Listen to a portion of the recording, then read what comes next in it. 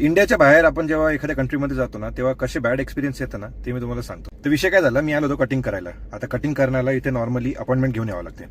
मी 3 मिनिटं उशिरा आलो आणि 3 मिनिटं उशिरा आलो त्याच्यामुळे तो मला बोलला की डू बी स्पीट. त्याला म्हटलं की या इश बिन स्पीट टूट मी लाईड, म्हणजे थोडक्यात आय एम सॉरी आणि मी परत असं काही करणार नाही, बिकॉज मी नॉर्मली त्याच्याकडेच येत. सो तो मला ओळखत होता. मग मी त्याला म्हटलं की ठीक आहे बाबा, माझ्याकडनं झालं आज उशीर, आजच्या दिवस ऍडजस्ट करून घे. मग मी कटिंग करायला बसलो आणि तेव्हा त्यांनी ना बरंच काय काय आमचं डिस्कशन चाललं होतं. आणि तेव्हा तो मला एक गोष्ट बोलला स्टार्टिंगलाच की we are in next in India as Deutschland, म्हणजे थोडक्यात we are not in India, we are in Germany. मी त्याला म्हटलं तुला कटिंग करायची नाही तर मला नेक्स्ट टर्मिन दे, नो प्रॉब्लेम, मी तुझा टाइम वेस्ट नाही करणार. I know it's my fault, माझी चुकी आहे की मी उशिरा आलोय, तर आय अंडरस्टँड आणि त्याच्यामुळे मी पुढची टर्मिन घेऊन तुझ्याकडे येऊ शकतो. बट प्लीज इंडिया आणि डॉइचलँड मला ते नको सांग, कारण की मी चूक केली आहे, पूर्ण कंट्रीने चूक नाही केली किंवा माझ्या पूर्ण कंट्रीचा काही दोष नाही त्याच्यामध्ये.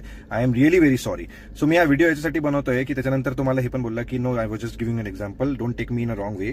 आणि त्याला असं काही म्हणायचं नव्हतं असं त्याचं म्हणणं होतं. आणि आय अंडरस्टँड, आणि मी त्याला थोडंसं चुकीच्या वेनी पण घेतलं. पण मग मी लगेच त्याला करेक्ट केल्यानंतर त्याने मला एक्सप्लेन पण केलं. मग म्हटलं ठीक आहे. पण बाहेर असल्यावरती सगळ्यात मोठा जो प्रॉब्लेम आम्हाला फेस करावा लागतो ना, की जर एखादी चूक केली ना, ते इथे असं नाही होत की सनीने चूक केली, इथे डायरेक्ट कंट्रीवरती विषय जातो. म्हणून कधी कधी असं वाटतं की काही गोष्टी करायच्या आधी 10 वेळा विचार करावा लागतो, बिकॉज आपल्या सोबत आपल्या कंट्रीचं पण नाव खराब होऊ शकतं. एक्झाम्पल खूप छोटा आहे पण याचा इम्पॅक्ट सगळ्यांवरती होतो जे बाहेर राहतात अँड आपल्या कंट्रीवरती पण होतो.